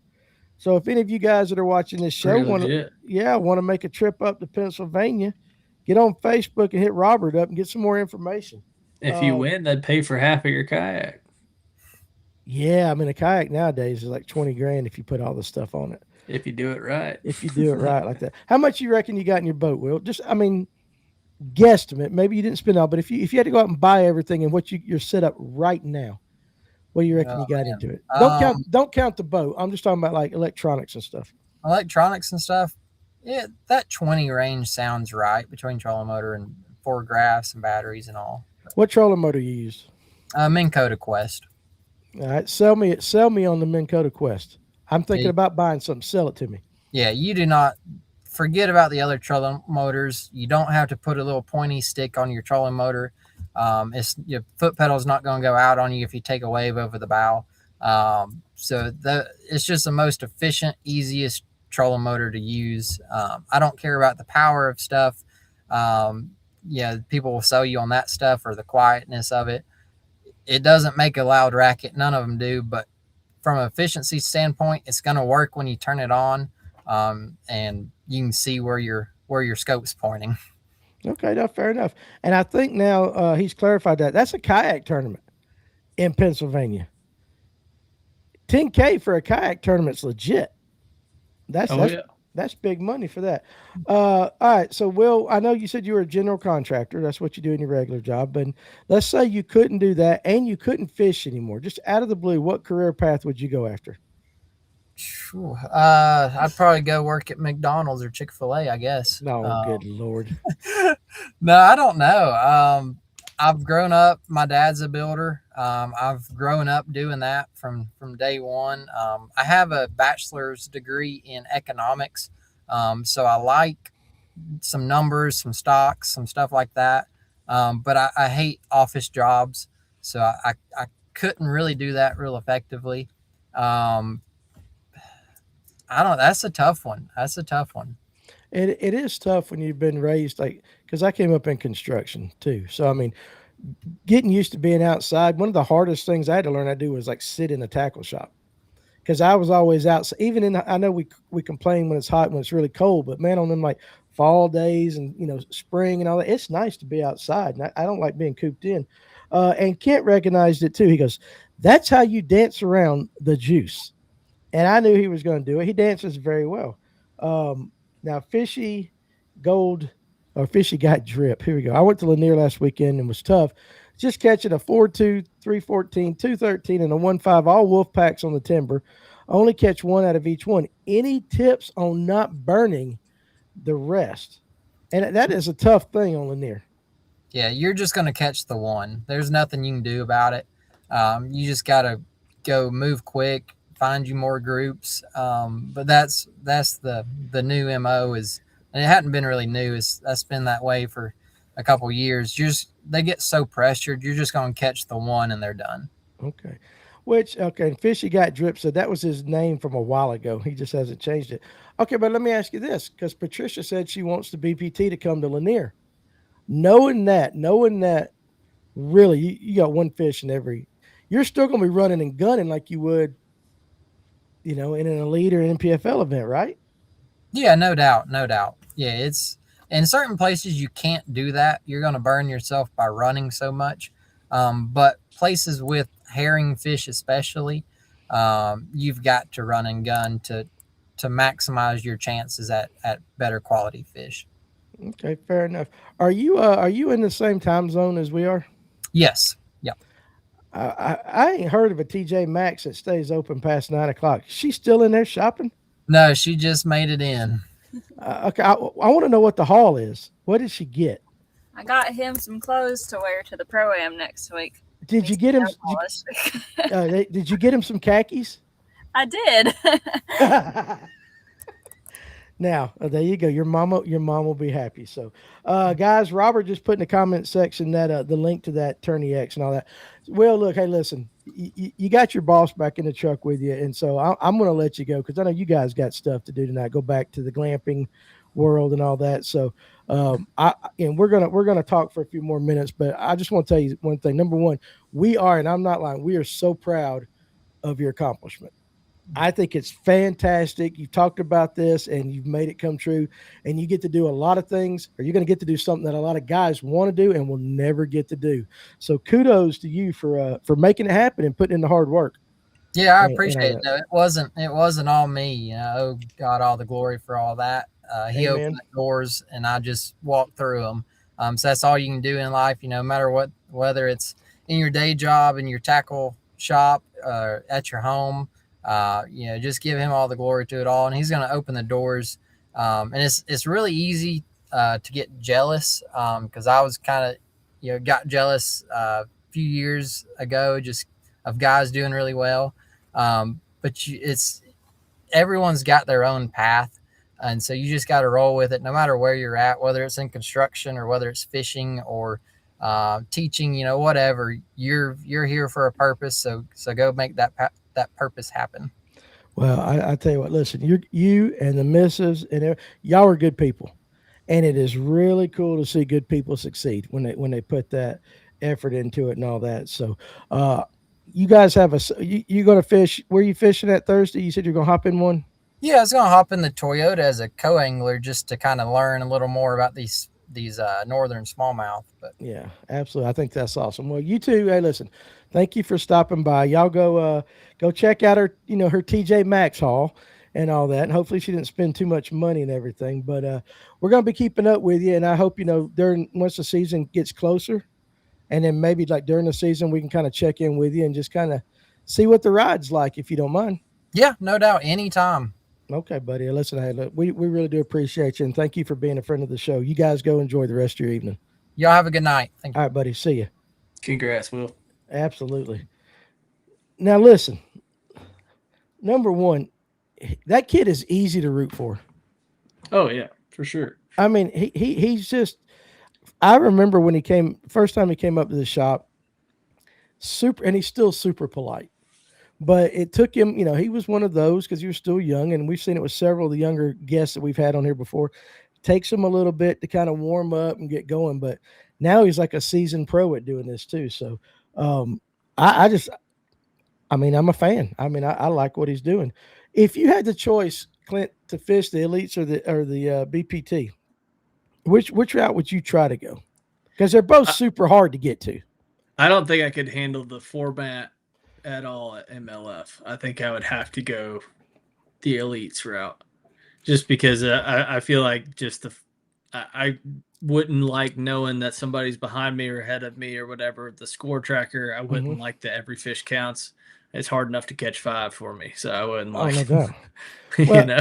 and listen, Robert, yeah, young and bright start. Yeah, listen, we are blessed here in North Georgia. And again, for whatever reason, we got a ton of really, and actually the state of Georgia. I know the state of Georgia doesn't get all the love like Alabama, but we got some really, really good young anglers. I mean, count Drew. How many we got? So you counted 3, even though one's a transplant. We have 3 Georgia anglers on the BPT. The elites, we've got Cook, we've got Emil, we've got Paul. Emil and Paul.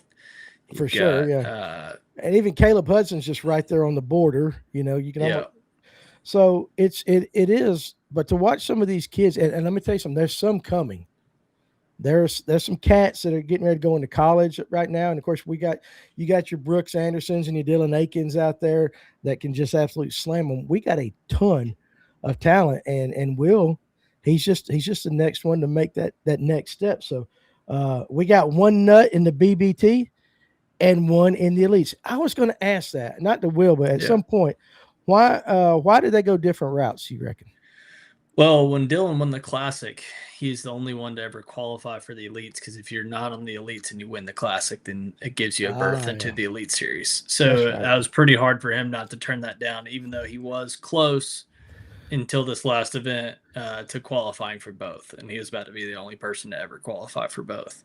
But, I mean, his brother went that way, and then he's going elites, and I think it'll be really good for both of their brands to kind of both split. Be in two different tours. I think that'll be cool. Because when you see them, they're together. You know, you see them together a lot on social media and everything. But here's going to be the interesting thing based upon what Will said. And I think this is like, if what he said is 100% correct, that no can't even talk to the other. That sounds horrible. How do you do that? I mean, I don't know. I couldn't do it. I mean, look, we failed at this show plenty. You know, I know it. But like this one time, I caught this one on Murray. It's like, oh, there you go. Season's over. You were like, and even then, you like all of a sudden thought right when you started saying that, like, oh, am I gonna mess up an info rule for him and all that? And that's normally my job. Yeah, and that's how Emil and Paul Marks were before the Bassmaster changed their rules back. They were like, don't say this, but like cutting you off or whatever because they didn't want to get in trouble with the rules. So it's like it is stressful. I mean, it's your livelihood. You don't want to mess that up. Thank you, Craftmaster, for clarifying that. Caleb is in Appling, Georgia. I mean, and he's leading the Rookie of the Year right now, is he not? For the elites? Yes. He's still in front of Fisher, I think. And but even Fisher and them young cats, they ain't just from too far over the border. So it's man, the young anglers are they're great. They're absolutely great and everything. But I was sitting there thinking about that, just like we talked. Like, imagine if the NPFL had that rule, that strict of a rule. Because I go back to Patrick and Drew and them cooking them steaks and everything, and how they've always, like, in the off season, they're bouncing ideas off each other. Could you imagine if just all of a sudden, you guys are rooming together, but you can't talk. You can't talk about fishing. That would be almost impossible. It is. Like, I don't understand how they've been getting away with it, but I mean, hey, like, it's pretty cool.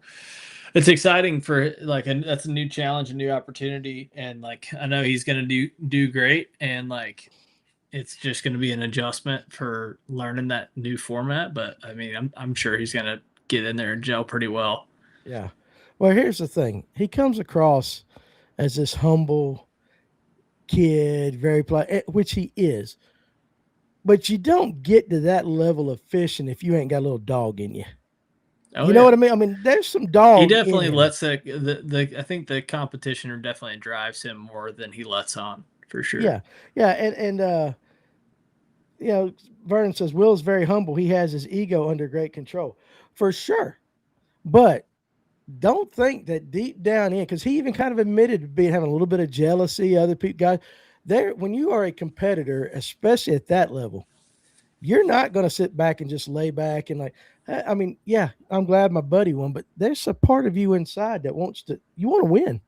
And so Exactly. he does do a good job. But think about that. Only 50 guys are fishing that level on that side. It's crazy. Yeah. What do you think about that though? When he said, because I brought it up earlier about he could fall out next year, and we hope, of course, we don't. But like each year, you don't even get like a 2 year grace period when you first start. I mean, it definitely does suck, but when you look at it, it's like you have to stay. If you're going to have the 100 best guys or the 50 best guys, like you have to have like turnover. If you don't have turnover, then they're not the 100 best guys. So like, and I feel like BPT was smart with it, having 50 guys, even though it sucked when they had to make the cut, to like cut it down to 50 guys. It's like those are the 50 best guys that are like consistently cutting checks. Whereas in the Bassmaster, I feel like your bottom 30 guys like are barely cutting checks all year, you know? So Mm-hmm. I don't know. I feel like Do you think there's the a league? difference. Like, and then you'll watch them go fish these guys that are in the bottom 30, you'll watch them go fishing open and then end up in the bottom, like way low in the hundreds, you know, and you're like, Yeah. okay, does this guy belong at the picnic table of 100 best guys as of right now? Because it's changing. It changes every single year, you know? Yeah, that makes sense. So Jerry said, on the Bass Pro Tour, can anglers talk to each other about the lake they're competing on? If what Will said, they can't. If what he said, and again, he was trying. He said he might have to clarify that, but he thinks you can't. And then Harrington right here says, I thought if it was on YouTube, i.e. in the public, it was okay. Well, I I will think tell it you, still is. yeah, and it might be, but um, It's just they can't talk to each other and they can't get information. They can't solicit information. Yeah. That's the biggest thing. and I asked him before the show. I said, trying to verify. He said he can talk about the lake, but he cannot receive any information whatsoever about, like, I couldn't say, man, you know what? When I was on the St. Johns River the other day, I was smashing them, even though it's not until January because the schedule's already out. I couldn't tell him I was smashing them on a crankbait. That technically would break. That would be, even if he didn't solicit it, because he's in the conversation, right? I mean, if he was like, yeah, Danny, how'd you catch him down there at the St. John's? Versus if you're like, oh yeah, I was smashing him on a crankbait, he would have to like start to stop you of like, hey, like just so you know, I can't get any information, and he'd be clear. But Yeah. if he was like, oh really? Yeah. Like Yeah. you were catching him on a crankbait. Like, Yeah. what else were you catching him on? Then that's soliciting. But Yeah. I feel like if you're just rattling off about this crankbait on the St. John's and then but if he doesn't try to stop you, then that's a little different. But I think Yeah. And it's just, man, that's just there's so many gray areas. I'm so glad, like, I ain't but gonna it's mess like with that that. in all the sports though, man. You know, Yeah. like fishing's got its own ways of gray areas, just like basketball and soccer and tennis and golf. Like there's all these little tiny gray areas and everybody's going to focus on them, you know, because Oh yeah. the media has taught us to focus on the negative. So that's why we Well, get caught up looking at these gray areas. But think about the great areas, like when you have great areas of Georgia where people are qualifying for national tours, like all over the place. Like that's what we should be talking about instead of getting caught up on the negative stuff. I agree with you 100%. All right, Tony Watkins. Let me read his comment. Serve on a mission trip with him, and you'll see just how much love and Jesus he has. We could all learn from Will. Listen, I know, he's very upfront about his beliefs, as he should be. Robert says it's too risky to talk. Focus on what you're about to do and be ready for change. I agree with you. That's easier said than done for some people. I'm not knocking anyone's integrity. This is Vern. This is not Danny. I'm not knocking anyone's integrity, but I'm sure uh, they're late relieving. Got to get some juice where it's available. Or I guess I see what you're saying. I get what you're trying to say. I might not have read that correctly. And Robert back to he goes, don't worry. Oh no, heck, there's 4 of them popped up right there real quick on me. Do it. Don't stress. You are your worst enemy. Lord knows I know that every morning when I look in the bathroom. I look in that mirror and I'm like, Do not mess up today. Every daggum morning. Jerry says, this is from AI. Okay. Anglers on the Bass Pro Tour rules can talk to each other, but they are strictly prohibited from intentionally sharing specific location information or coordinating for an advantage. Okay. Fair enough. I mean, but yeah, I get it. I get it right there. So good old AI. I use it every day. We just ain't going to be allowed no thumbnails. Andy Montgomery, Ott Defoe, Edwin Evers have a podcast and they all room together on the road. How does that work? Almost impossible, I'd say. I guess if you go back to what Jerry just read off from AI, I'm sure. Now, listen, we're just a bunch of yahoos talking, right? We're not privy to all the rules and what they tell them and all that. So we're just we're not pulling it out of our ass, but we really don't know. I'm sure there is some strict, those guys know the strict stop, go, what they can and can't do. Okay, here you go. He fixed it right here. Not knocking anyone's integrity, but I'm sure those guys get all the juice they can get when available. I retyped it. It's all right, buddy. It's late. And Robert says plenty of time to talk after the events. Well, listen, at a minimum, Clint, and we don't, I mean, at a minimum, it's going to make us pay attention to MLF this year.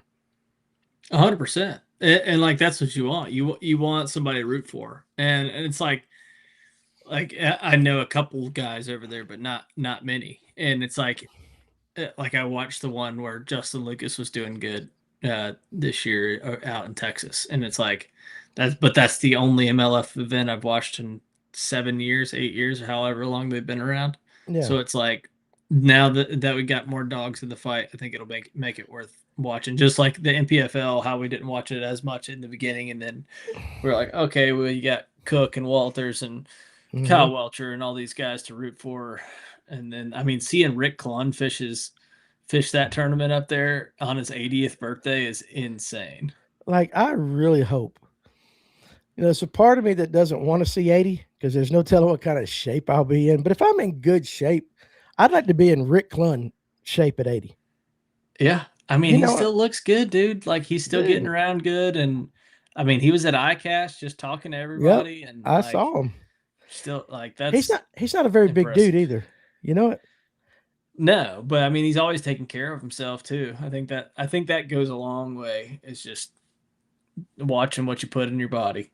Rick God. wasn't the guy that was getting hammered every single. He doesn't have the Zaxby's big. He doesn't get a kicking chicken sandwich for dinner, dude. Listen, Amanda hit me up at 6:45. She goes, "I'm picking up Zaxby's." And I'm saying, I'm like, yeah, because I knew I was getting the kicking chicken.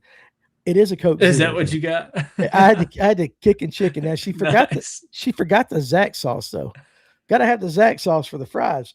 I love that kicking chicken, dude. Heavy on the sauce. It's communist level speech police, and it's killing the sport for me. I still love to fish, but professional fishing was about learning ways to fish. Now it's watching a guy reel in a fish. It's boring. Yeah, I mean, I get it. It ain't for everybody. I will admit, and I've said it the last week or so, that I kind of, this time of the year, I kind of get burnt out a little bit. But when the season first starts, same with NASCAR, but when the season first starts, man, I'm like all on it.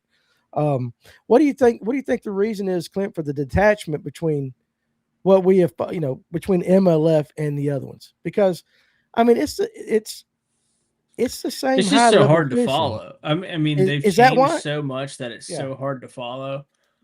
And then there's a nostalgia level of history with Bassmaster, obviously. And I feel like the NPFL gained more traction just because of the grassrootsness of it than BPT did. But I feel like the format's hard to get used to as well. Like, it was different when it was just a TV show. Like, I feel like that was the biggest thing. If they could have just stayed a TV show and just paid these guys to wear the sponsored jerseys and do the same thing they were doing before they were like trying to compete with Bassmaster, I think like that was like the golden era where they were capitalizing on the best opportunity. But I feel like just making it hard to follow, changing the rules every year. There's a lot of things, and it's not like Bassmaster hasn't changed rules. They've changed plenty of rules too. Yeah. But I don't know what makes it just, I don't want to watch it. Like, I don't know. Maybe it's the coverage. They don't have Mercer on there. I don't know. We have our own opinion on that. I don't listen. I just think you know what. Could you name if you had to name 50 of the MLF guys fishing the BPT without the list I got, and you had to name 50 Bassmaster elites right now, would you be able to do all 50 on the elites? I know there's a lot more. Would you be able to name I could 50 name guys? probably 90 to 95 on the elites, and I could Okay. name maybe 5 on the BPT. Okay. I mean, fair enough. I was just curious as that I need to pay a lot more attention and learn it. But I just be honest, we haven't, and it might be that detachment of not having somebody that we know. Yeah. Fish it at the And highest level. it's like I've been around at Bassmaster events for the past 8 years. So it's like I'm kind of partial to that when I've never even been to any MLF or BPT or BFL or in anything. I will remember when Jordan Lee was on the show, and we asked him, which do you like better at the end of the day? And you know, he was talking about the good in both, but he said there's something about like at the Classic, One has a stage and one doesn't. driving into that stadium and lifting those fish up for everybody to cheer and see and all that. He did say there is nothing like that in all of fishing. That is the highest of the high in all of fishing, and that's from Jordan Lee. And that's why you have so many guys that came back, you know, like, and then guys that just want to fish the Classic. I mean, I bet you if you look at how many anglers fished the Tackle Warehouse Invitationals to qualify for the BPT and all that stuff versus how many fish the Bassmaster Opens, I feel like those are two. And granted, like the road to get there from the open side, I feel like is a lot harder, but I don't know. I mean, it's really hard on both sides. I'm not saying it's not hard. I'm just saying it's a long road to get there. There's a big field on the Bassmaster side for sure. Yeah. I mean, I'm going to pay attention. And I probably should have already done that a long time ago because which is a fishing podcast and all that. So that would be on me for not following it. But I think has something to do with I know guys on these other two. I don't know anybody personally on that. And so, you know, but I haven't watched it enough to knock the coverage or anything like that. So I guess we will learn really quick. But Patricia makes a good point right here. Nobody watched the NPFL on Fix. YouTube has helped a lot. I will say that for sure. Yeah, and I mean, I paid for it to watch it, but nobody else was. Yeah, and it wasn't the greatest coverage and all that, and they knew that. It would glitch out like crazy all the time. It's gotten so much better. Like, the thing is they listen. Like like everybody talked about the lock drama or whatever, but dude, they were doing everything they could to try to fix that. And like there are so many anglers that was like, hey, let me like tell you how much they tried to help this situation. Yeah. Like, I don't know. And you can listen to Luke Duncan's podcast from yesterday about it if you want to hear more of the behind the scenes on what actually happened there. Yeah. Because there's plenty of hearsay on the Facebook. Oh, yeah, for sure. You can, and in all honesty, you know, I know Fuller. He's a good dude. And I know Paul and the guys over there. They're good dudes, for sure. So, but yeah, the best thing so far is to be able to watch that on YouTube. Oh, Ken Duke's in the comment section. Now he's watching that thing too. If you're a troll in the comment section, Ken Duke gonna kick you out. He was getting on to some guys the other day. Like, we're not doing this here, young man. Nice. And all that. So it's good. So, all right, dude. I know you got some toenails that need to be taken care of and all that. Yeah, she's almost done with the second coat on these toes. Yeah. How big are her toenails, dude? It needed 2 coats. On my toes now. Oh, what color? I'm going with a what color is this on my toes? What? Listen, this is true story. One night I partook, and again, I'm glad I don't drink no more. But one night I partook of too much of the devil's sauce, and I woke up the next morning to go to work because I used to could do that. And I remember getting in the shower and I looked down, and like my toes and my fingernails were all pink, just straight up. Amanda and the girls painted my stuff because I couldn't, you know, I didn't know it was happening. Danny, have you real quick? We're getting ready to call it a night. Danny, have you ever thought about doing a live podcast to cover a tournament? Just talking about it as it's on TV to give our common man spins on it. I mean, we could. That'd be fun. Let's do it. All right, so we'll pick out the next tournament and then we'll just go live. And I guess we could share our screen. I could share the screen so I can have them on it. So I mean, hell, I'll be on location at the next two. We could do something to where I'm on live and on the water or something. What's the next tournament? Champlain. That's the elites. Yep. You don't think Bass is going to sue me or anything for doing that, do you? No. I mean, maybe we don't do that on the water. Maybe that's. But I should be able to pull them up, and we do a podcast. We got Yeah. their broadcast on. We're not doing commercials over their Yeah. stuff, and we can. But you guys, you got to realize that y'all got to hang with me for a long time because that's a long time to talk. It's really only like 4 hours with all the commercial breaks. Well, I mean, hell, we can't keep guys on here for 4 hours. And Yeah, you can. Jeff said that would be awesome. You never Okay. tried. All right, I tell you what. I tell you what. We'll make that happen. We'll have to figure out what day we're going to do that. But yeah, we will do that just for you, Vern. Just for you. So the next tournament, we will try to do a live, our version, the Fish North Georgia coverage of a Bassmaster Elite. And you know what? I won't block the comments. Ken Duke is not going to be in there to put it out. I'm just kidding. I like Ken Duke. And I'll be at the house with John Garrett, Cody Huff, Rob G, and Logan Parks. You'll be there with the Ewok? Yep. Hey, you know, he was checking out those hooks behind Digital Sportsman too. I saw him. I don't can tell you what brand because he might. I don't know, but he was interested in some of them things. Am I allowed to say that? He's a Ryugi sponsored. Well, that is who. I think that's who. I think that might have been it. So there you go. So he was having a conversation about making his own something special. Oh, I like it. I like it. So Brazil said he'd hang with us. So even if we ain't got but me and Jeff, we'll sit there, you know, and we'll talk for 2 hours. Tim McGuire can talk that long. Yeah, he can. We'll figure it out. Yeah, he could. So we'll figure it out. We'll do that. So anyway, guys, all right, Clint, thanks for hanging with me. Go get your fingernails painted or whatever. And guys, hey, look, it was a good conversation. Go. We're going to follow Will on the BPT this year. Tomorrow, no lunch break. No lunch break. I got some meetings I got to do tomorrow now that have popped up. So I'll be back Thursday. Alex, I assume we'll do a kayak podcast for you guys. Maybe he'll eat and kind of get you guys to tell him what to fish with in his tournament on Saturday on Lanier. Nice. So he's going to solicit information, but we'll be back. Me and Father Time are meeting at 5:17 in the morning in the Publix parking lot to go sneak over and pre-practice a little bit. When? Tomorrow. Don't get his boat dirty, dude. You ever been in his boat? I'm so scared. He said I'll have Gatorades and Uncrustables. I was like, I better eat those in one bite. Yeah. Tony Watkins, he's fishing with Father Time Saturday, so he'll be there. So anyway, guys, hey, listen, appreciate you guys joining us. Remember, if you're in your car or something like that, I am putting all these things back on your favorite podcast platform, Spotify, all that stuff. There's so many I can't name it. Generally about a day and a half after one of these